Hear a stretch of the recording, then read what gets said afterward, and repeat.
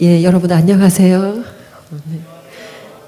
이 자리는 설 때마다 이상한 자리예요. 제가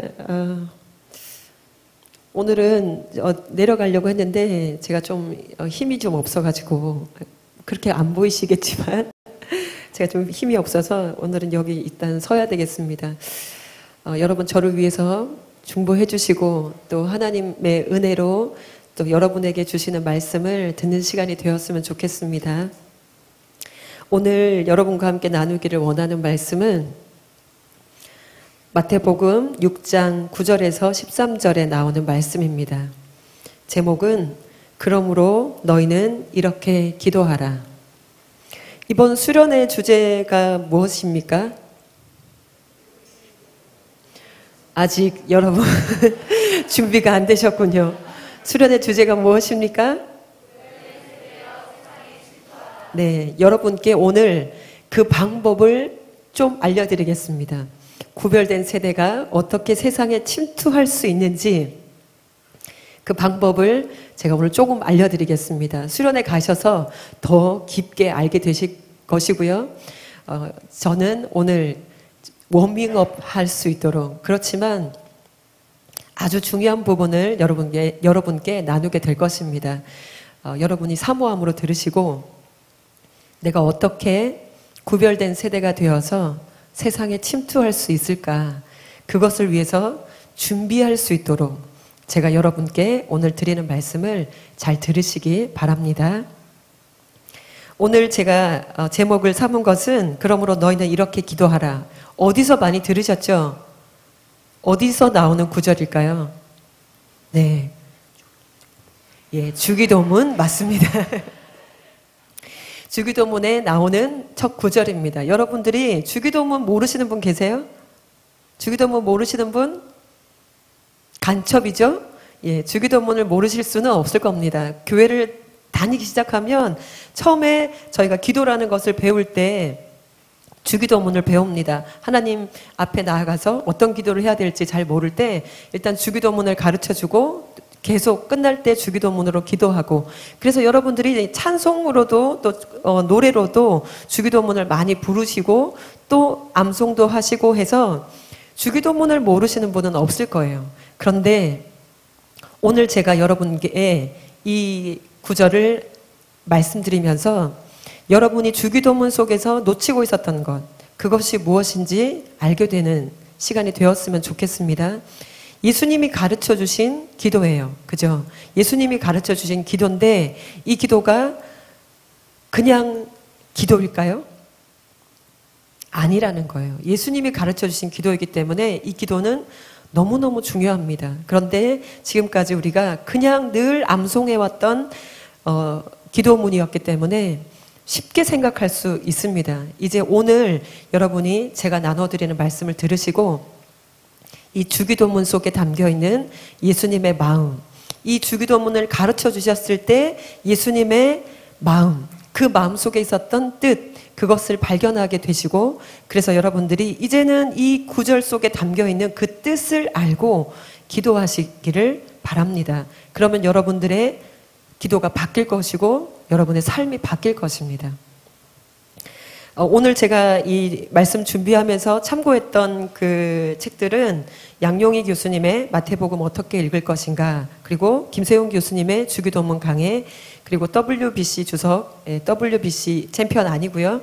마태복음, 누가복음 주석에 나와 있는 부분, 그리고 존 스튜어트 목사님의 산상수훈, 그 책들을 제가 참고해서 이 말씀을 준비했습니다. 관심 있으신 분들은 읽어보시기 바랍니다. 우리가 너무도 잘 알고 있는 이 주기도문은 주께서 가르쳐 주신 기도입니다. 그런데 이 주기도문은 두 개의 판으로 쓰여져 있습니다. 즉, 이 주기도문이 성경에 두 군데에 나와 있는데요. 하나는 마태복음에 나와 있고요. 오늘 본문에 나와 있는 마태복음에 나와 있고, 또 하나는 어디일까요?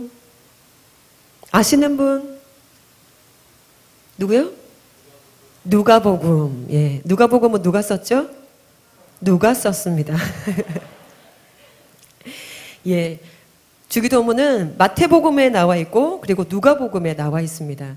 두 번이나 나와 있다는 것은 중요하다는 것이죠. 그런데 마태복음과 누가는 각각 그 자신들이 글을 쓰는 관점에 따라서 그 서술하는 것이 조금 달랐습니다. 똑같은 주기도문인데 내용을 기술해 놓는 것이 A하고 A 이렇게 놓은 것이 아니라 A, A 다시 이런 식으로 약간의 변화가 있습니다. 누가복음에 먼저 보면 누가복음 11장 1절에는 이렇게 나와 있습니다. 예수께서 한 곳에서 기도하시고 마치심에 제자 중 하나가 여짜오되 주여 요한이 자기 제자들에게 기도를 가르친 것과 같이 우리에게도 가르쳐 주옵소서.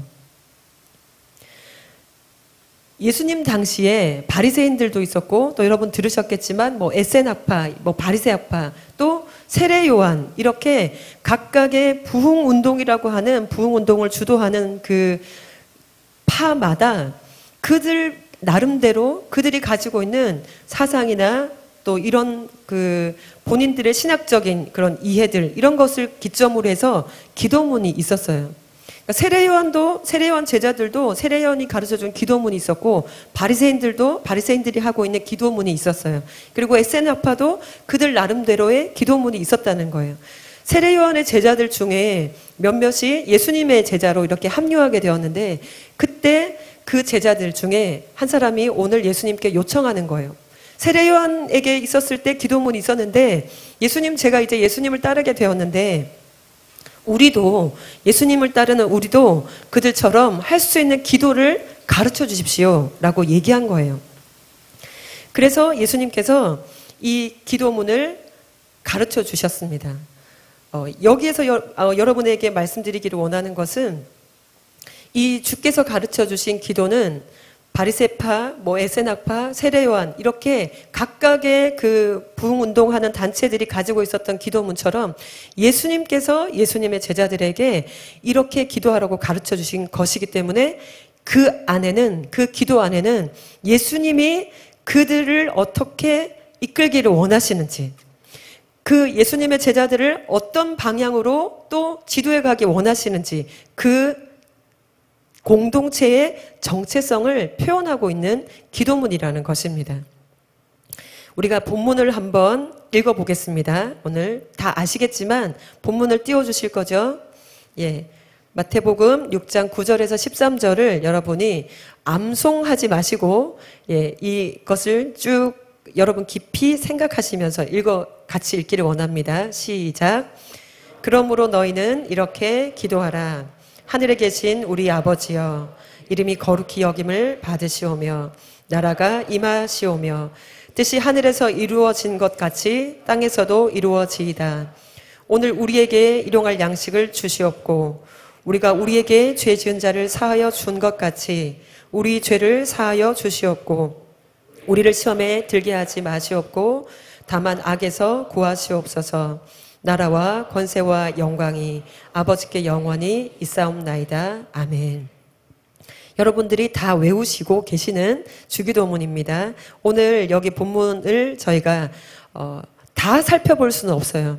주기도문을 전체를 다 여러분에게 알려드릴 수는 없고 오늘 제가 여러분에게 요즘 그 설교의 대세가 그거죠. 로마서 산책 또 데살로니가 선서 산책 오늘 여러분은 주기도문 산책을 하시게 될 것입니다. 입문이라고 할 수 있을 것 같고요. 주기도문이 대략 이러이러한 것인데 그 중에서 첫 번째 단락에 나와 있는 그것에 대해서만 오늘 다루게 될 것입니다. 다음에 저를 부르지 마세요. 오늘 첫 번째 것만 다룰 것이기 때문에 그렇지만 그 첫 번째 안에 너무너무 귀한 것이 담겨 있기 때문에 일단은 그것으로도 저는 너무 전할 수 있다는 것이 참 감사하고요. 여러분들도 그것만 정확하게 붙잡아도 여러분의 기도가 바뀔 것입니다. 여러분의 기도가 바뀌는 정도가 아니라 여러분의 삶이 바뀌게 되실 것입니다. 오늘 첫 번째로 살펴볼 것은 9절은 누가 기도하는가입니다. 첫 번째는 누가 기도하는가. 이 기도를 하는 대상이 누구인가. 여러분이 9절에 보면 그러므로 너희는 이렇게 기도하라 라고 나와 있죠. 누가복음 11장 2절에는 이렇게 나와 있습니다. 예수께서 이르시되 너희는 기도할 때에 이렇게 하라. 마태판하고 누가판의 차이가 뭐냐면 마태판은 그러므로 너희는 이렇게 기도하라. 그것은 기도의 어떤 형식을 알려주는 거예요. 기도의 그 하나의 유형이 이렇다. 그러니까 이런 식으로 기도하면 된다라는 것이고, 누가복음은 예수께서 이르시되 너희는 기도할 때 이렇게 하라 해서 그 형식대로 기도하라고 말하고 있습니다. 그런데 여기에서 나오는 공통적인 것이 너희는입니다. 너희는 누구일까요? 한 사람을 가리키는 게 아닙니다. 너희는 이라고 했을 때 포괄적인 개념이고, 그것은 그 너희에 포함되지 않는 사람들과 구별되는 것입니다. 그런데 예수님께서 너희들이라고 했을 때 너희는 누굽니까? 너희들입니다. 예수님의 제자들입니다. 그죠? 예수님께서 너희는 이라고 했을 때는 제자들이 가르쳐 달라고 했잖아요. 우리에게도 기도를 가르쳐 주세요 했을 때 예수님이 너희는 이라고 지칭하면서 그 다른 사람들, 다른 기도를 하고 있는 사람들과 구별 지어서 특별히 예수님을 따르는 사람들에게 말한 것입니다. 이 너희는이 한 사람이 아닌 것은 우리 모두가 이 기도에 해당된다는 것을 의미합니다. 여러분이 그 너희 속에 들어가 있는 것입니다.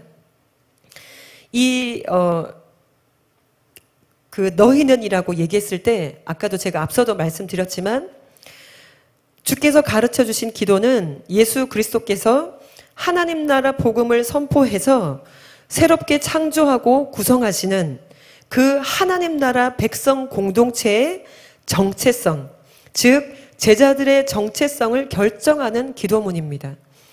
우리가 이 기도를 한다면, 너희는에 포함되는 우리가 이 기도를 한다면 우리는 이 기도를 선포하신, 이 기도를 가르쳐 주신 그 하나님 나라의 백성이 되는 것이고, 그리고 예수님의 제자의 모습을 갖게 된다는 것입니다.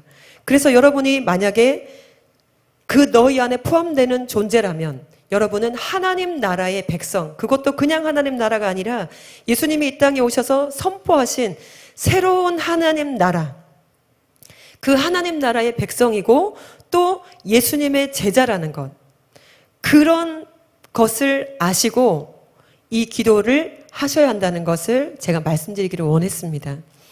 그냥 단지 너희는 그러면 그냥 누구든지 기도한다는 것일까? 아니요.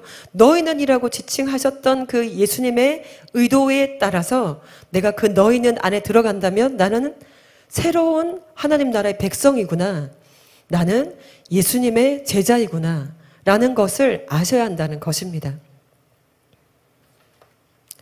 그런데 여기 보면 비교의 대상이 있었어요. 앞절을 먼저 한번 다시 살펴보겠습니다. 마태복음 6장 5절에서 8절을 저희가 한번 읽어보겠습니다. 준비해 주시기를 부탁드릴게요. 마태복음 6장 5절에서 8절. 예수님의 제자와 비교되는, 반대되는 너희는에 포함되지 않는 그 사람들은 누구인지 저희가 한번 살펴보겠습니다. 같이 읽겠습니다. 시작. 또 너희는 기도할 때에 외식하는 자와 같이 하지 말라. 그들은 사람에게 보이려고 회당과 큰 거리 어귀에 서서 기도하기를 좋아하느니라. 내가 진실로 너희에게 이르노니 그들은 자기 상을 이미 받았느니라. 너는 기도할 때에 내 골방에 들어가 문을 닫고 은밀한 중에 계신 내 아버지께 기도하라. 은밀한 중에 보시는 내 아버지께서 갚으시리라. 또 기도할 때에 이방인과 같이 중언부언하지 말라. 그들은 말을 많이 하여야 들으실 줄 생각하느니라. 그러므로 그들을 본받지 말라. 구하기 전에 너희에게 있어야 할 것을 하나님 너희 아버지께서 아시느니라. 예수님의 제자들, 하나님 나라의 백성인 그 공동체와 대조되는 사람들은 바리새인과 그리고 외식하는 자들, 여기서는 지금 외식하는 자들 또 이방인 이렇게 표현되어 있습니다. 바리새인들 그리고 이방인들, 그들은 어떻게 기도하고 있었습니까? 5절에 보면 6장 5절에 보면 외식하는 자라고 나와 있습니다. 외식이라는 것은 사람들에게 보이고 싶어서 하는 기도죠. 그러니까 누군가를 의식하고 하는 기도예요. 그 의미는 기도의 목적이 바뀌고 있다는 것입니다. 기도를 할 때 우리가 무엇 때문에 기도합니까?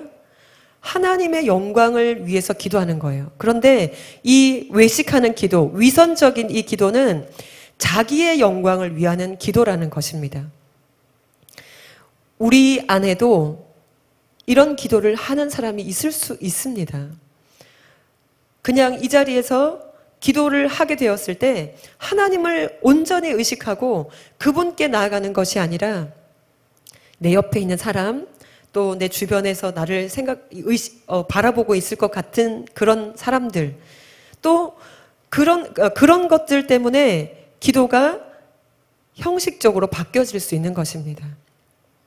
그런데 하나님이 오늘 이 본문을 통해서 말씀하시는 것은 우리의 기도는 이런 위선적인 기도가 되어서는 안 된다는 것입니다. 또 하나는 7절에 또 기도할 때 이방인과 같이 중언부언하지 말라. 중언부언한다는 말은 이런 말이에요. 헛된 흠정역에는 번역되어 있기를 헛된 반복을 말하지 말라 이렇게 표현되어 있는데 사실 이건 좀 약간 번역에 오류가 있는 것입니다. 헛된 반복을 하지 말라는 것이 아니라 반복은 상관없어요. 예수님도 겟세마네 동산에서 3번 기도하셨어요. 그리고 예수님도 끈질기게 기도하는 것을 칭찬하셨어요. 성경에 보면. 그런데 여기에서 강조하고 있는 것은 헛된이라는 말입니다. 중언부언한다는 것은 의미 없이 기계적으로 무의미하게 계속해서 같은 말을 반복하는 걸 말하는 거예요. 즉 기도하는데 생각 없이 기도하는 거예요. 우리가 여러분 아시는 것처럼 불교에서는 불경을 외우죠. 그때 그 사람들이 무슨 감정을 가지고 기도하나요? 없어요. 그냥 무의미하게 기계적으로 기도하는 거예요. 물론 해탈을 생각할 수도 있겠지만 대부분의 어떤 기도문을 암송하는 종교에서는 그냥 그것을 무의미하게 기계적으로 이방인들이 그렇게 기도하고 있다는 것입니다. 그런데 우리가 기도할 때 하나님 앞에 나와서 여러분의 기도가 어떤지 한번 지금 생각해 보세요. 그냥 식사 기도처럼 기도하지는 않는지. 식사 기도는 여러분 어떻게 기도하세요? 식사 기도할 때 늘 정해져 있는 기도를 무의식적으로, 기계적으로 하고 있지는 않습니까? 제가 지금 좀 전에 들었던 거예요. 저도 혹시 그렇게 하고 있지 않았을까? 진심으로 식사 기도를 하고 있지 않았을 것 같은 생각이 들었어요. 어떤 기도를 할 때건 간에 내 기도가 하나님 앞에 아무 의미 없는 뜻없는 중얼거리는 소리가 아니라 내 마음을 다하고 뜻을 다하고 내 생각을 하나님께 집중해서 그것을 진실되게 고백해야 한다는 것입니다. 한마디를 하더라도 하나님 감사합니다라는 말을 하더라도 그냥 회중 앞에서 기도할 때 하나님 감사합니다. 우리 기존의 교회에서 하는 것처럼 무소부재하시고 전지전능하시고 근데 그것을 생각하고 말할까요? 그렇지 않기 때문에 공허한 기도가 되는 거예요. 여러분들이 하나님 앞에 나와서 하는 기도는 너희는이라고 하는 그 범주 안에 여러분이 들어가 있다면 여러분의 기도는 위선적인 기도가 되어서 안 됩니다. 또 중언부언하는 아무 뜻 없이 무의미하게 기계적으로 내뱉는 기도가 되어서도 안 됩니다. 예수님께서 그래서 말씀하시는 것입니다. 그러므로, 이 그러므로가 이제 나오죠. 이런 기도를 하는 사람들이 있지 않니? 아무 뜻 없이 내 앞에 나와서 또 이방인들처럼 그렇게 무의미한 기도를 하는 사람들이 있지 않니? 그런데 너희는 그렇게 기도하면 안 된다는 것입니다. 너희는 나의 제자들, 하나님 나라의 백성인 너희는 그런 기도를 해서는 안 된다는 것을 말씀하시는 것입니다.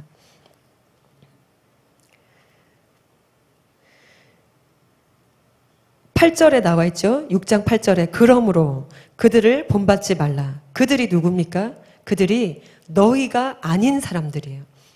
그들은 하나님께 속하지 않은 사람들이에요. 왜 우리의 기도와 그들의 기도가 다른 줄 아십니까? 왜 우리의 기도와 그들의 기도가 다른 줄 구별되는 그 가장 근본적인 차이점이 무엇인지 아십니까? 그 기도의 대상이 하나님이시기 때문입니다. 우리의 기도의 대상은 하나님이시고 그들의 기도의 대상은 하나님이 아닌 정말 아무 의미 없는 존재이기 때문에 기도가 달라야 한다는 것입니다. 하나님은 무지하신 분이 아니기 때문에 존 스토트 목사님이 이렇게 써놓으셨어요. 하나님은 무지하신 분이 아니기 때문에 우리가 가르칠 필요가 있는 분도 아니며 주저하시는 분이 아니기 때문에 우리가 설득할 필요가 있는 분도 아닙니다. 그분은 우리 아버지이십니다. 기도할 때 하나님이 못 알아들으실까봐 계속 막 했던 말 또 하고 했던 말 또 하고 했던 말 또 하고 술 드신 분들처럼 하나님이 못 알아들으시는 분이 아니시라는 거예요. 그런데 무의미하게 계속 기도하면 마치 하나님이 아무것도 못 알아듣는 분인 것처럼 여기고 있다는 거예요. 여러분들이 하나님 앞에 나와서 내가 기도하고 있습니다라는 것을 보여주는 기도를 하고 있다면 하나님은 그런 것을 좋아하시는 분이라고 착각하고 있다는 여러분의 실태를 드러내는 것입니다. 하나님은 우리가 그렇게 설득해서 못 알아들으시기 때문에 설득해야 될 분도 아니시고 또 이렇게 해야 될까 저렇게 해야 될까 결정하지 못하시기 때문에 이렇게 하시라고 윽박질러서 결정하게 만들 만한 분도 아니십니다. 우리는 아버지이신 하나님께 나아가고 있다는 것입니다. 여러분, 제가 계속 전하는 이 메시지를 들으시면서 내 기도는 어떻게 되고 있는지, 나는 하나님 앞에 기도할 때 어떤 마음으로 기도하고 있는지, 내가 기도하고 있는 그분을 나는 어떻게 여기고 있는지 계속 생각하시면서 이 말씀을 들으시기를 바랍니다. 예, 이제 첫 번째는 우리가 알아보았죠. 누가 기도하는가? 너희는 예수님의 새로운 나라의 백성들, 예수님의 제자들, 그 너희는 너희가 우리고 우리가 기도한다는 것을 말씀드렸습니다. 두 번째는 이렇게 기도하라. 여러분들이 예전에 마태복음 그 주회를 들으셨죠? 예, 진성호 목사님께서 몇 달 동안 마태복음을 계속 주회 설교를 하셨습니다. 제가 그 설교를 너무너무 사모하면서 들었고요. 그래서 많은 것들을 또 배우게 되었는데 오늘 제가 여러분에게 알려드리는 것은 그 마태복음 주의 설교에서 또 진성호 목사님께서 다루셨던 부분이기도 합니다. 이렇게 기도하라. 두 번째는 이렇게 기도하라입니다. 그러므로 너희는 이렇게 기도하라. 이렇게 기도하라가 어떻게 하라는 것인지를 제가 알려드리겠습니다. 물론 좀 전에 제가 이렇게 하면 안 된다는 것을 말씀드렸기 때문에 이해하실 수 있겠지만 여러분이 이 부분에 대해서 다시 좀 더 넓은 시야를 가지고 또 좀 더 포괄적으로 이것이 왜 중요한지를 알고 기도하실 수 있도록 제가 알려드리겠습니다. 마태복음에는 주기도문이 6개의 청원이라고 나와 있는 이 청원들로 구성되어 있습니다. 여러분, 마태복음을 쓴 사람은 누구죠? 누구일까요? 누가 아닙니다. 마태입니다. 마태는 원래 직업이 뭐였습니까? 세리였어요. 세리는 계산하는 사람이에요. 돈계산 하시는 분이었죠. 그래서 마태복음을 쓴 마태는 자기의 그 기질대로 이 성경을 아주 조직적으로 썼습니다. 이 주기도문은 마태복음 5장부터 7장까지가 산상수훈이라고 여러분이 아시는 것처럼 예수님의 가르침 중에서 정말로 귀하고 엑기스와 같은 귀하고 귀한 말씀이 산상수훈 속에 담겨 있습니다. 그런데 5장부터 7장까지의 그 산상수훈의 가운데 이 6장에 무엇이 들어있냐면 주기도문이 들어있습니다. 마태복음을 쓴 마태는 이 산상수훈이 정말 귀한 복음인데 그 속에 가장 가운데에 주기도문을 넣어둠으로써 이 주기도문이 또한 얼마나 중요한지를 강조하고 있는 것입니다. 마태복음을 분석해 보면 첫 번째 하늘에 계신 우리 아버지여, 그리고 부르는 그것이 나옵니다. 어떤 분에게 기도하고 있는지가 나오고요. 그리고 세계의 당신 청원, 이것은 무엇이냐면 당신의 나라가, 당신의 이름이 거룩히 여김을 받으시고 당신의 나라가 임하시고 당신의 뜻이 하늘에서 이룬 것 같이 땅에서도 이루어지기를 원합니다. 이렇게 하나님께, 하나님 당신에게 이렇게 되기를 원합니다 라고 당신 청원이 나와 있고요. 세 가지가. 그리고 그 이후에는 우리에 대한 청원이 세 가지가 나옵니다. 우리에게 일용할 양식을 주시고, 우리에게 우리 죄를 사하시고, 또 우리를 시험에 들게 하지 마시고 악에서 구하시옵소서. 이렇게 세 가지의 당신 청원, 하나님께 대한 청원, 하나님에 대한 청원과 세 가지 우리에 대한 청원이 나옵니다. 그리고 마지막에 송영 부분이 나라와 권세와 영광이 아버지께, 다시 아버지께 영원히 있사옵나이다. 이렇게 하시면서 처음과 끝을 이렇게 맞추었죠. 이것을 무슨 구조라고요? 인클루지오 구조라고 합니다. 예, 장원 목사님 말씀하셨죠. 샌드위치, 햄버거 빵 위아래. 이것이 마태가 이것을 조직적으로 썼어요. 처음과 끝을 맞추고 세 개를 맞췄어요. 제가 마태복음 주기도문의 구조를 보면서 참 이 사람이 수학적이었구나. 이렇게 딱딱딱 맞추는 걸 너무 좋아했구나 생각했어요. 왜냐하면 똑같은 이 주기도문이 누가복음에 나와 있는데 누가복음은 이렇게 되어 있지 않거든요. 누가복음은 2개의 당신 청원과 3개의 우리 청원으로 되어 있어요. 그리고 마지막 송영 부분은 없습니다. 그런데 마태는 이것을 맞추고 싶었어요. 글자 수도 맞추고 또 모양도 맞추고 싶었어요. 그런데 이것이 예배의 형식이었기 때문에 예배를 드릴 때 이렇게 규격화되고 이렇게 좀 잘 조직된 것을 예배 때 사용했기 때문에 마태복음을 쓴 마태는 이런 식으로 주기도문을 구성했습니다.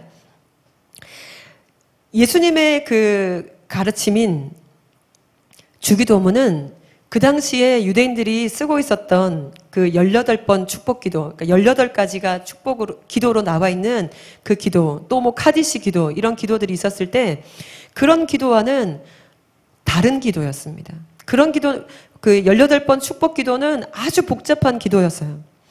그 기도는 또 어떤 특징이 있었냐면 우리의 일상적인 것을 계속 청원하고 마지막에 가서 종말론적인 이렇게 되기를 원합니다 하는 그런 기도들이 있었는데 주기도문을 보면 주기도문은 어떻게 되어 있습니까?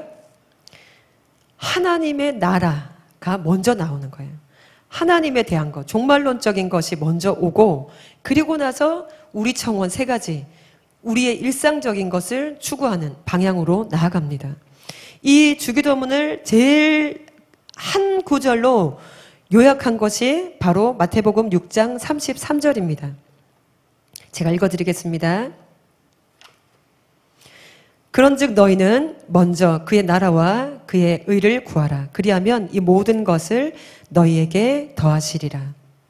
김세용 교수님은 이 마태복음에 나와 있는 주기도문을 4개의 청원으로 보세요. 지금 제가 좀 전에 알려드린 그 성경 그대로는 3개의 당신 청원과 3개의 우리 청원으로 나와 있는데 첫 번째 나와 있는 당신 청원 3가지는 접속사 없이 쭉 연결된 것이에요. 그래서 결국은 하나의 청원이라는 거죠. 그런데 뒤에 나와 있는 우리 청원은 첫 번째 양식에 대한 것, 그리고 죄사함에 대한 것, 그리고 우리를 악에서 구원해 달라는 것, 보호해 달라는 것, 이것이 엔드 이런 식으로 하나가 따로따로 연결되어 있는 거예요. 그래서 김세용 교수님은 이것은 마태는 형식을 맞추기 위해서 3개로 했지만 원래는 4개의 청원이다라고 얘기하는 거죠. 예수님의 기도는 아주 단순한 거예요. 그 구절을 봐서도 알지만 아주 단순하세요. 근데 예수님의 기도의 가장 핵심이 무엇일까요? 그것이 김세용 교수님의 말 속에서는 이렇게 가르쳐 주십니다. 김세용 교수님은 주기도문의 청원을 4개의 청원으로 구성되어 있다고 하시는데 첫째는 하나님 나라의 임함, 하나님 나라의 도래, 이것에 대한 청원이에요.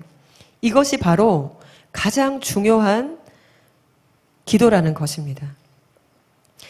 그 이후에 따라 나오는 세 가지 우리 청혼은 하나님 나라가 오면 따라올 수밖에 없는 세 가지라는 거예요. 하나님 나라가 임하기만 하면 배고플 일이 없으시죠? 죄 때문에 괴로울 일 없으시죠? 우리가 또 악한 것들로부터 공격받을 일이 없죠. 질병에 대해서건 어떤 것에 대해서건 하나님 나라가 오기만 하면 그 이후는 아무것도 문제가 되지 않는 거예요. 결국 이 예수님이 가르쳐준 주기도문의 가장 핵심적인 기도는 하나님 나라가 임하시옵소서 이것이라는 것입니다. 제가 여러분에게 이 주기도문에 대해서 이렇게 간략하게 알려드리면서 꼭 이것을 여러분에게 말씀드리기를 원했습니다. 구별된 세대가 되어서 세상에 침투하려면 여러분은 구별된 세대라고 여기 표현되어 있는 그 단어 자체가 오늘 예수님이 여러분에게 말하시는 너희는 이라는 것과 같다는 것입니다. 세상에 침투하려면 뭐가 있어야 되죠? 능력이 있어야 돼요. 힘이 있어야 돼요.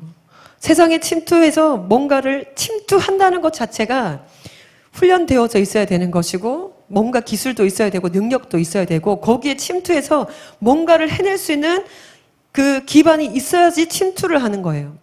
그렇지 않고 침투한다는 것은 뭐죠? 죽으로 들어가는 거죠. 이 모든 것이 가능하게 하는 것이 무엇인가? 그것이 이 주기도문에 담겨 있습니다. 예수님이 이 땅에 오셔서 무엇을 계속 얘기하셨어요? 회개하라, 천국이 가까이 왔느니라. 회개하라, 천국이 가까이 왔느니라. 천국 복음을 말하셨어요. 천국 복음이 무엇입니까? 하나님 나라에 대한 복음이에요. 하나님 나라가 오면 모든 문제가 해결된다는 것입니다. 하나님 나라가 이 땅에 임하면 너희의 모든 고통이 사라질 것이고 너희의 모든 질병이 사라질 것이고 하나님 나라가 이곳에 임한다면 지금 너희를 얽매고 있는 모든 문제에서 완전히 해방된다는 것을 말씀하신 것입니다. 그래서 예수님의 메시지는 가실 때마다 천국 복음을 전파하셨어요. 그리고 가르쳐 주신 거예요. 천국이 오도록 기도하라. 하나님의 나라가 오도록 기도하라. 하나님의 나라가 이 땅에 임하도록 기도하라. 여러분이 해야 할 기도는 하나님의 나라가 이곳에 임하시옵소서 하는 기도가 되어야 한다는 것입니다. 세상을 정복하길 원하신다면, 여러분이 세상에 침투해서 그 세상을 변화시키길 원하신다면 여러분이 해야 하는 기도는 예수님이 지금 가르쳐 주시는 이 기도입니다. 하나님의 나라가 임하시옵소서. 당신의 나라가 이곳에 임하시옵소서. 당신의 나라가 임하면 내가 배고프지 않습니다. 내가 질병 가운데 있지 않습니다. 고통 가운데 있지 않습니다. 죄와 사망에서 자유케 됩니다. 여러분이 이 기도를 하시기를 바랍니다. 하나님의 나라가 임하시옵소서. 주기도문을 여러분이 암송하실 기회가 있으실 때, 또 주기도문에 대해서 또 한번 생각해보고 묵상해 보실 기회가 있으실 때 여러분이 꼭 기억해 주시고 잊지 말고 그 마음을 쏟아서 해주기를 원하는 기도가 이것입니다. 하나님의 나라가 임하시옵소서. 이 땅은 지금 병들어 있습니다. 아시죠? 이 땅은 지금 고통 중에 있습니다. 이것을 해결할 방법은 하나님의 나라가 오게 하는 것입니다. 예수님이 죽으시고 부활하시고 그러면서 이 땅은 회복될 수 있는 그 기회를 붙잡았습니다. 그런데 우리가 그것이 될 수 있는 가능성이 열려있는 이 때에 되겠지 하고 있는 것이 아니라 기도해야 된다는 것입니다. 임하게 해달라고. 하나님의 나라가 이곳에 임하게 해달라고. 하나님의 나라가 확장되게 해달라고 저희가 기도하죠. 그 의미를 알고 기도하셔야 된다는 것입니다. 여러분의 기도 중에 다른 기도가 생각나지 않으시면 이 기도는 꼭 기억해 주세요. 하나님의 나라가 이 땅에 임하기를 원합니다. 제 삶에 하나님의 나라가 임하기를 원합니다. 우리 가정에 하나님의 나라가 임하기를 원합니다. 이 땅에, 이 대한민국에 하나님의 나라가 임하기를 원합니다. 중국에, 일본에, 전 세계 열방에 하나님의 나라가 임하기를 원합니다. 그 기도만큼 축복된 기도가 없습니다. 그 기도만큼 실제를 이루어낼 수 있는 기도가 없다는 것입니다. 제가 여러분께 이제 주기도문의 가장 첫 번째 되는 이 구절과 또 그 다음 한 소절을 더 말씀드릴 것인데요. 여러분이 계속 나는 어떻게 기도해야 할 것인가? 나는 무슨 기도를 해야 할 것인가? 내 평생에 내가 기도를 할 수 있는 한마디의 기도가 있다면 내가 무슨 기도를 해야 할 것인가? 내가 죽기 전에 유언으로 할 수 있는 한마디의 기도가 있다면 무슨 기도를 해야 할 것인가? 그것을 여러분이 생각하시기를 원합니다. 무슨 기도를 해야 할까? 저는 다른 기도들이 많이 있겠지만 예수님이 가르쳐 주신 이 기도를 하기를 원합니다. 하나님의 나라가 이 땅에 임하시옵소서. 그것이 이 땅을 살리는 길입니다. 그리고 그것이 하나님의 소원입니다.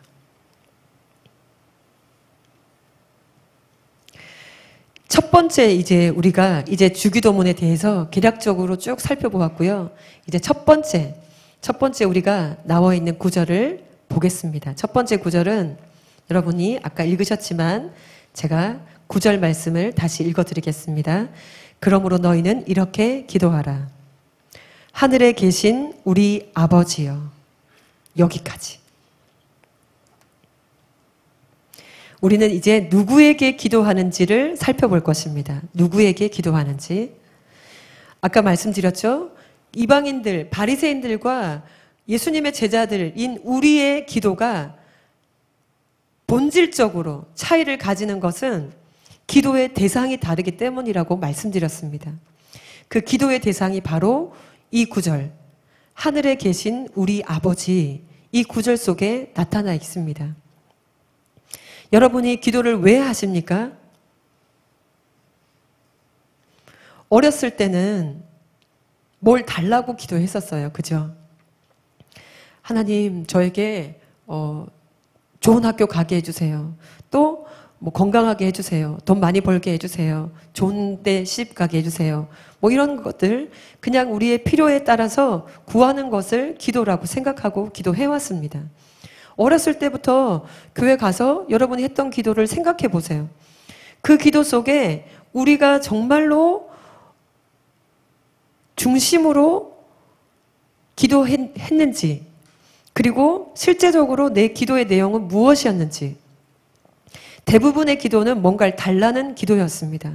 그런데 이제 우리는 기도를 배워가면서 우리가 무엇을 기도해야 하는지로, 어떤 것을 기도하는 사람이 되어야 하는지 계속해서 알아갔으면 좋겠습니다.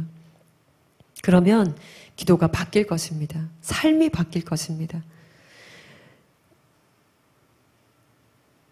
이슬람 사람들도 하루에 3번씩 기도하고, 또 라마단 기간에 또 기도하고, 또 불교 믿는 분들도 기도하고, 제가 아는 어떤 그냥 이상한 종교들도 보면 기도문을 가지고 기도합니다. 그런데 그들도 사실은 그것을 암송하거나 그것을 계속 이렇게 중얼중얼 읊조리면서 마음속으로는 뭔가를 달라고 요청하고 있을 거라고 생각합니다. 그런데 하나님께 기도하는 우리는 단지 무언가를 달라는 기도에서 이제는 한 차원 높은 곳으로 올라가야 됩니다. 예수님이 우리에게 이런 기도를 가르쳐 주셨을 때도 이 수준이 아니라 그 다음 단계로 뛰어오르라고 이렇게 기도를 가르쳐 주신 것입니다. 그 전에 너희가 바리새인들의 기도를 들었을 것이고 유대인으로서 이런 기도를 해왔지만 이제 너희의 기도는 이렇게 바뀌어야 된다. 이런 차원으로 뛰어넘어야 한다라고 알려주신 것입니다. 오늘 제가 여러분께 부탁드리는 것도 여러분이 이제껏 해왔던 수준의 기도에서 뛰어넘기를 바랍니다.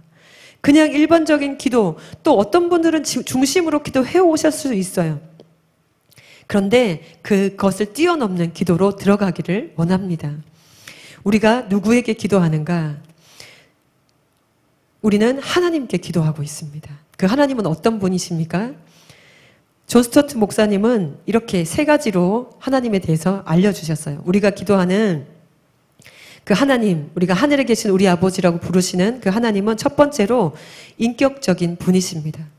하나님은 인격적인 분이세요. 정말로 인격적인 분이세요. 그런데 인격적이라고 얘기하는 것보다 더 인격적이신 분이세요. 하나님은 우리보다도 더 인격적이신 분이세요. 사람인 우리보다 더 인격적이신 분이라는 것입니다. 그리고 두 번째, 하나님은 사랑의 하나님이세요. 사랑이 많으신 분이세요. 하나님을 생각할 때 신으로 무시무시한 막 잔인한, 우리가 뭐 잘못하면 혼내고 벌 주는 하나님이 아니라 하나님은 사랑의 하나님이신 것입니다. 우리가 알고 있었던 아버지상이 있으시죠? 여러분이 겪어왔던 아버지들이 있으시죠? 좋은 아버지상을 가지신 분들도 있지만 대부분의 한국의 가부장적인 사회에서 살았던 사람들의 마음속에는 아버지가 무서운 존재이거나 또 인격적으로 대하는 존재, 뭐 술주정뱅이라든지 아니면 정말로 엄격하시거나 여러 가지가 있을 수 있습니다. 그러나 우리 하나님은 그런 아버지가 아니세요. 사랑이신 하나님 아버지이십니다. 그리고 셋째로 존 스토트 목사님은 하나님은 권능의 하나님이라고 말씀하십니다.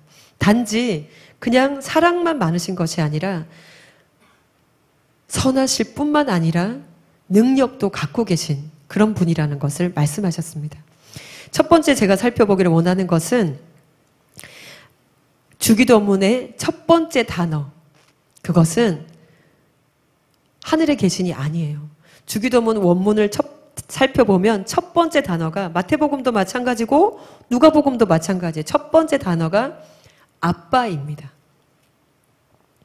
많이 들어보셨죠? 이 아빠라는 말은 예수님이 독특하게 사용하셨어요. 이것은 어린아이가 아빠를 부를 때 쓰는 말입니다.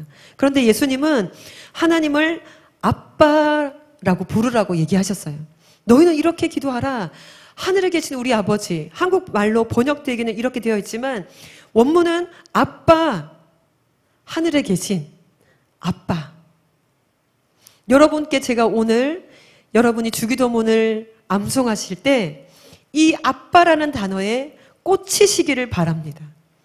이 아빠라는 말을 하면서 내가 그 하나님이 어떤 분이신지가 가슴 벅차게 느껴져서 그것을 고백하는 그런 기도가 되기를 원합니다.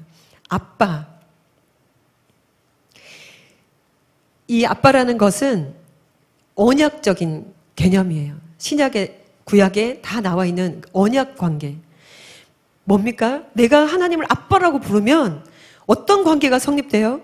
하나님은 우리 아빠고 나는 자녀라는 관계가 성립돼요.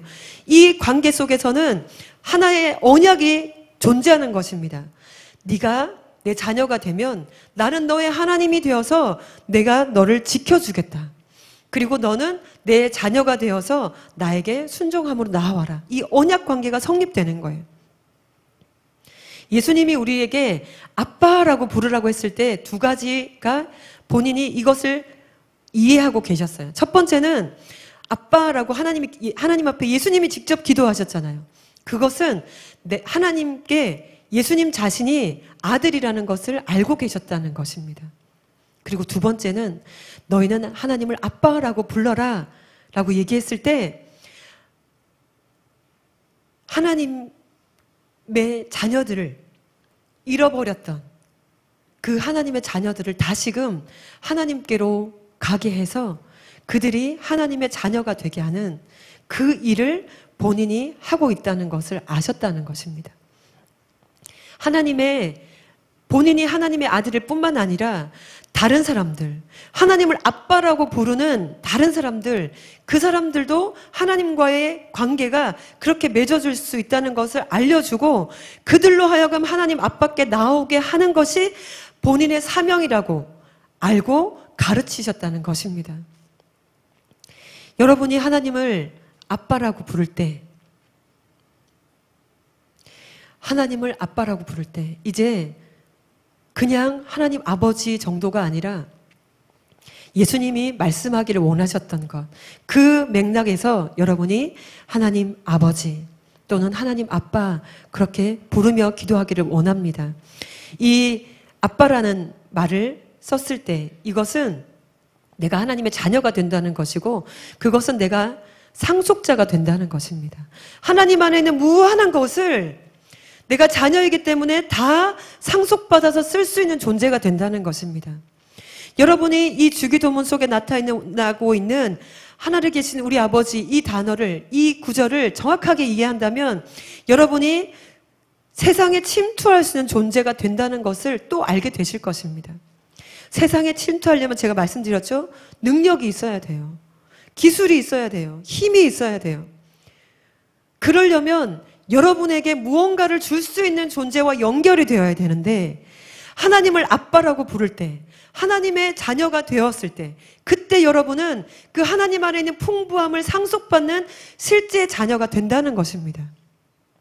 그러면 여러분은 그 무한한 능력을 가지고 이 세상에 침투에 들어갈 수 있게 되는 것입니다. 아무것도 없는데 들어가서 맞고 쓰러지면 안 되잖아요. 침투해서 들어갔다면 실제적으로 그곳을 새롭게 만들어낼 수 있는 능력을 갖고 들어가야 된다는 것입니다. 부파 공작원들 아시죠? 북쪽에서 부파되는 공작원들은 엄청난 훈련을 하고 기술과 실력을 갖고 침투하는 거예요. 그냥 아무것도 없이 침투하는 게 아니에요. 우리가 세상에 침투하기 위해서는 여러분이 오늘 이 수련의 주제처럼 구별된 세대가 되어야 되는데 이 구별된 세대는 바로 하나님의 자녀, 하나님의 상속자, 그 존재로서만이 세상에 침투할 수 있는 존재가 된다는 것을 말씀하고 있는 것입니다. 능력이 없이는 아무것도 못합니다. 그런데 여러분에게 세상적인 어떤 능력으로 세상과 승부를 건다면 정말로 여러분이 탁월하지 않은 이상, 정말로 탑 클래스가 아닌 이상은 승산이 없습니다. 그런데 여러분이 가지고 있는 이 정도의 수준에서도 세상에 침투해서 그 세상을 변화시킬 수 있는 능력은 여러분이 어떤 존재인지를 아는 것에서부터 시작된다는 것이에요. 여러분이 하나님의 상속자이고 내가 무한한 그 하나님의 능력을 받아서 쓸 수 있는 존재라는 것을 알고 그것을 믿고 침투에 들어가면 여러분은 여러분의 스펙으로 여러분의 능력으로 그 세상과 마주서는 것이 아니라 내 뒤에 어마어마한 존재 하나님, 그 하나님의 무한함 그것을 가지고 들어가는 것입니다. 그러면 승리할 수 있습니다. 그러면 승산이 있습니다. 그래서 여러분께 오늘 제가 이것을 전하기를 원했습니다. 여러분은 하나님을 아빠라고 부르는 하나님의 자녀인 것을 알기를 원합니다. 당당하게 하나님을 아빠라고 부른다면 그 하나님께 속해 있는 모든 것이 내가 구할 때 나에게 충만하게 임할 수 있다는 것을 아시라는 것입니다. 알고 믿고 구해야 그것이 실제가 되는 것입니다. 그냥 하나님 해주세요가 아니에요. 하나님 아버지라고 부르는 그 기도 속에 여러분이 하나님을 인정하는 것이 담겨 있고 하나님을 신뢰하는 것이 담겨 있고 하나님의 언약을 믿는 믿음이 담겨 있는 것입니다. 내가 하나님을 아버지라고 부르는 순간 하나님은 나와의 언약을 신실하게 지킬 것이다. 내가 하나님을 구하고 찾고 두드리면 하나님의 그 무한하심 속에서 내가 구하는 것을 부어주실 것이다. 그 뒤에 계신 분을 철저하게 믿고 기도하기를 원한다는 것입니다. 하늘에 계신 우리 아버지, 아빠. 여러분, 어떤 기도는 기도를 할 시간이 없을 때도 있어요. 여러분이 뭔가 중요한 일을 할 때 기도할 시간이 없는 경우도 있어요. 그럴 때 여러분 무엇을 기도하겠습니까? 하나님 하는 거죠. 아빠. 그러면 하나님은 야, 너 그렇게 기도해가지고 내가 무슨 소리인지 알아듣겠니? 차근차근 잘 기도해봐. 뭐 해줄까? 이렇게 자 1번, 2번, 3번, 4번 순서대로 기도해. 그래야 내가 들어줄 거야. 아니죠? 하나님은 다 아시잖아요. 내 중심을 꿰뚫어 보시잖아요. 내가 아빠라고 불렀을 때 내가 무슨 생각을 가지고 부르는지 하나님 다 아시잖아요. 그런데 하나님이 안 들어주시겠어요? 그 절박한 순간에, 정말로 내가 긴박한 그 순간에 아버지, 그러면 끝난 거예요. 하나님 다 아세요. 내가 말하지 않았던 것까지 다 아시는 거예요. 그리고 그것을 이루시기 시작하시는 거예요. 두 번째는 하늘의 계신입니다. 이 하늘의 계신은 무엇입니까? 하나님의 초월성을 말하는 거예요. 하나님이 우리 아빠셔서 우리를 사랑하시지만 단지 사랑하는 존재만이었다면 우리에게 아무것도 해주실 수가 없었을 거예요. 그런데 아까도 살펴보았지만 하나님은 사랑이시고 하나님은 능력이 많으신 분이세요. 그것이 하늘에 계신이라는 단어로 표현되어 있습니다. 이것은 초월성이에요. 그것은 하나님이 무한하시다는 것을 말하는 것입니다. 여러분이 하늘에 계신 우리 아버지라고 기도할 때 그 속에 나를 사랑하시는 아버지, 나를 사랑하셔서 모든 것을 해주기를 원하시는 아버지, 그런데 하늘에 계신 능력의 아버지, 내가 하나님께 아버지를 믿고 나아갑니다. 그렇게 기도하신다는 것입니다. 하늘에 계신 우리 아버지, 하늘에 계신 우리 아버지, 하늘에 계신 우리 아버지, 그 기도는 여러분의 믿음이 담겨있는 기도입니다. 여러분의 소망이 담겨있는 기도입니다. 그리고 여러분의 사랑이 담겨있는 기도입니다. 놀랍죠? 하늘에 계신 우리 아버지라고 예수님이 왜 기도하라고 하셨겠어요? 그것이 너무너무 중요한 말이니까 기도하라고 하신 것입니다. 내가 누구에게 기도하고 있는지를 분명히 알아야 돼요. 내가 어떤 대상에게 기도하고 있는지를 알아야 그 기도가 헛된 소리가 되지 않는 것입니다.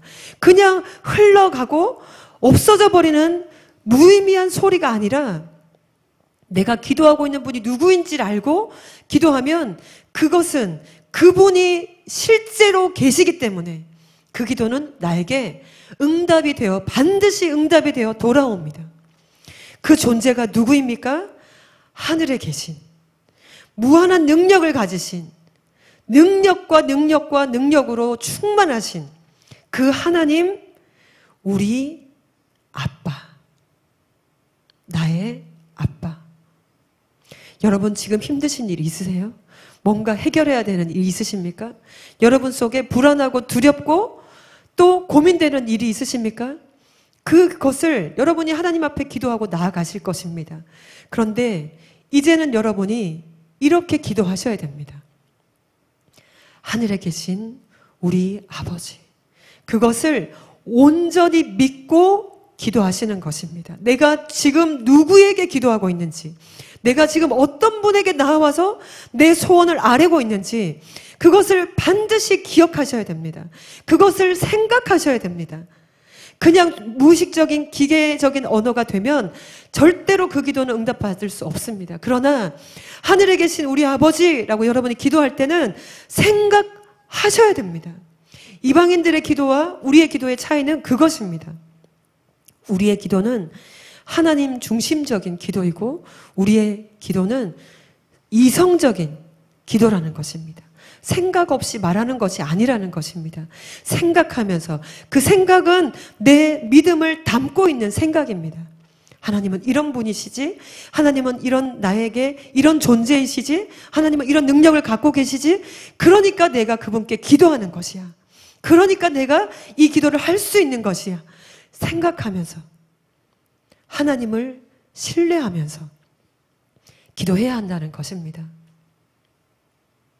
제가 하나의 그 간증을 하나 읽어드릴게요. 버닝 립스터라는 분이 이런 간증을 썼습니다. 넌 나의 환상적인 아들이니까, 이런 제목인데요. 몇 년 전에 예수 문화 컨퍼런스를 막 시작할 무렵에 주님은 내 인생을 영원히 바꾸어 놓을 깨달음을 주셨습니다. 컨퍼런스 일정 중 아침 시간이었고 내가 설교할 차례였습니다. 나는 긴장한 상태로 첫 번째 줄에 앉아 있었습니다. 그때 나는 내 설교에 자신이 없었습니다. 시애틀에서 온 저명한 유다 스미스가 바로 전날 밤에 설교를 했는데 완전히 발칵 뒤집어졌습니다. 유다 스미스 앞에서 저는 바보가 되고 싶지 않았습니다. 그래서 더욱 긴장이 되었습니다. 그 자리에 앉아 완전히 잘못된 이유로 나의 설교가 잘 되기를 기도하고 있을 때 주님께서 내게 말씀하셨습니다. 베닝, 내 앞에 두 가지 선택의 길이 있다. 너는 설교자가 되는 것을 선택할 수 있고 나의 아들이 되는 것을 선택할 수 있다. 만약 내가 설교자가 되기를 선택한다면 너의 설교는 어떤 때는 훌륭하고 어떤 때는 그렇지 못할 것이다. 그러나 내가 나의 아들이 되는 것을 선택한다면 너는 항상 좋은 설교를 하게 될 것이다. 왜냐하면 너는 나의 환상적인 아들이기 때문이다. 여러분의 삶에 있어서 두 가지 선택의 길이 있을 것입니다. 성공자가 되느냐, 하나님의 아들이 되느냐. 이 일에 있어서 눈부신 성과를 거둬내는 자가 되느냐, 하나님의 자녀가 되느냐, 하나님의 아들이 되느냐. 그것은 여러분의 기도를 통해서 확증될 것입니다. 여러분이 첫 번째 것을 선택한다면 여러분의 기도는 우리가 늘 해왔던 이렇게 해주세요, 이렇게 해주세요, 이렇게 해주세요. 하나님을 마치 뭔가를 집어넣으면 끄집어내주는 어떤 자판기처럼 여기며 기도하는 자가 될 것입니다. 그것은 실패할 확률이 높습니다. 그러나 하나님의 자녀가 되기로 결정하고 하나님의 자녀가 되기로 선택하고 기도한다면 여러분은 하나님, 하늘에 계신 우리 아버지, 그것을 믿고 기도하게 될 것입니다. 그래서 여러분은 실패하지 않게 될 것입니다.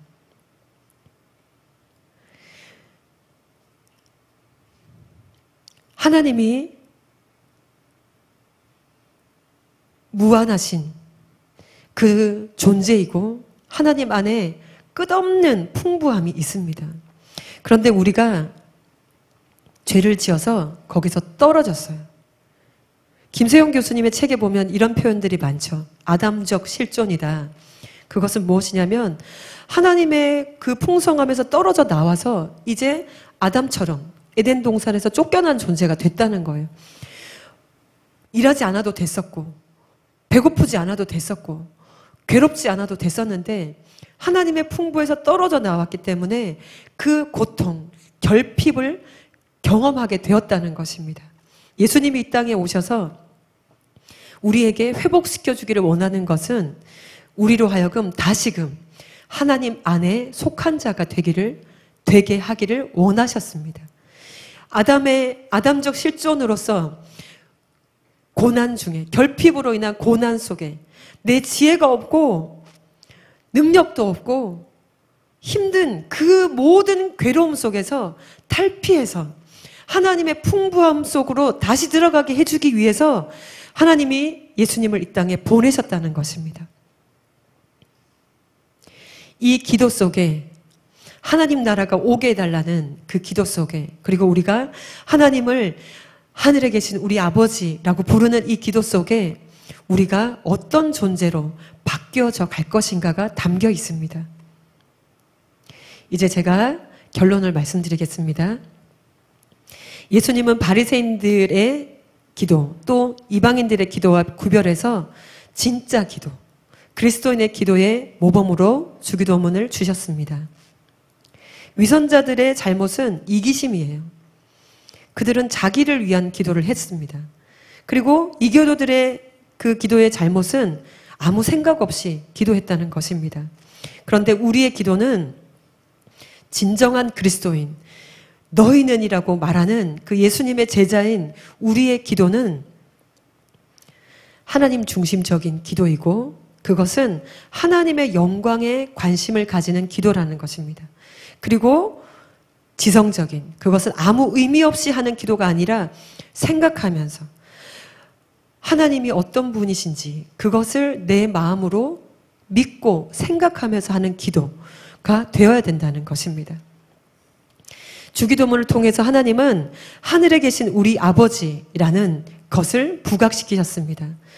우리는 그분이 가장 애틋한 사랑으로 자기 자녀들을 사랑하신다는 것, 가장 은밀한 곳에서도 자기 자녀들을 돌보신다는 것, 자기 자녀들과 그들의 모든 필요를 구하기 전에 이미 아신다는 것, 그리고 하늘의 왕적 권세를 가지고 자기 자녀들을 위해서 일하신다는 것, 그것을 우리에게 이 주기도문을 통해서 알려주고 계십니다.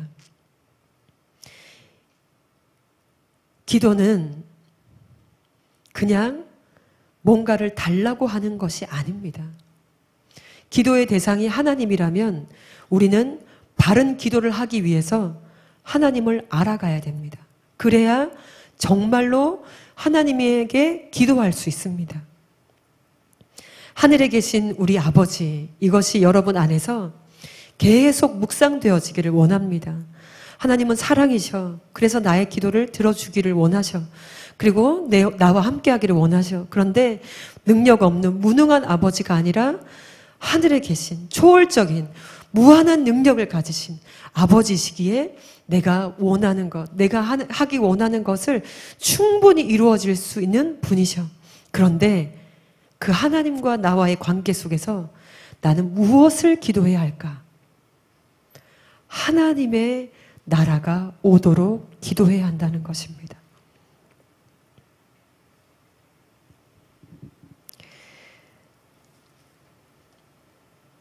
어린 아이들은 어렸을 때 아빠 이렇게 부르죠. 그리고 엄마 불러요. 그때 그 아기들의 아빠의 소리는 무엇을 위한 무엇을 위한 아빠입니까? 밥 달라는 거죠.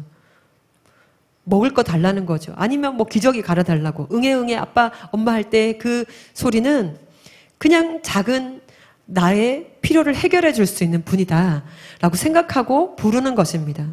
또 우리가 중학교 고등학교를 지나면 아빠라고 부를 때 아빠 그때는 나를 보호해 주고 나에게 용돈도 주고 나를 지켜주는 분이라고 알고 아빠를 부릅니다.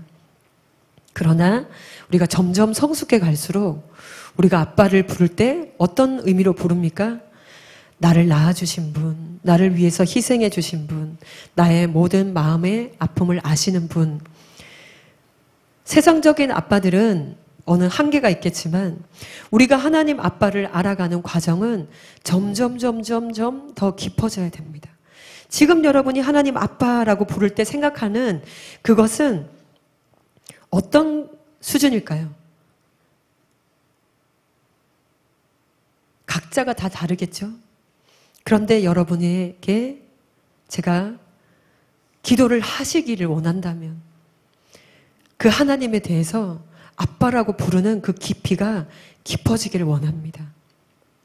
마치 우리가 회개할 때 예전에는 주님 이거 잘못했어요. 이거 잘못했어요 라고 하지만 그 회개의 깊이가 깊어질 때 내 존재 자체가 죄다라는 것을 느끼고 그 회개의 깊이가 깊어지는 것처럼 여러분이 아버지를 부를 때 그냥 아빠라고 부르는 단순함에서 그냥 나를 사랑하는 아빠 정도가 아니라 점점 깊어져서 하나님 아버지, 하나님 아빠라고 했을 때 그분이 가지고 있는 그분의 성품, 그분이 소유하고 있는 그분의 영광, 그분이 이 땅 가운데 풀어놓기를 원하시는 하나님의 갈망, 그것을 다 알고 예수님이 불렀던 것처럼, 예수님이 하나님을 아빠라고 불렀을 때처럼 우리도 그렇게 부르기를 원합니다.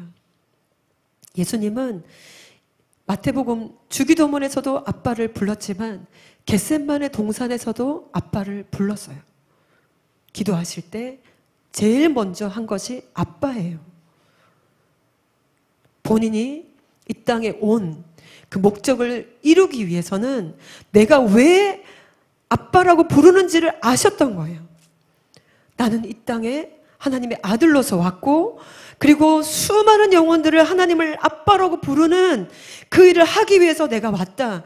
그것을 아빠라고 부르는 그 순간에 아셨던 거예요. 여러분 안에 하나님을 아빠라고 부를 때 내 필요를 채워주는 존재로서의 아빠가 아니라 내가 하나님을 위해서 무엇을 해야 하는지를 깨닫고 내가 하나님을 위해서 어떤 존재로 살아가야 하는지를 깨닫고 이 땅 가운데 하나님의 나라가 오게 하기 위해서 나는 예수님처럼 또 무엇을 해야 할까를 생각하면서 하나님, 아빠라고 부르는 자가 되기를 원합니다.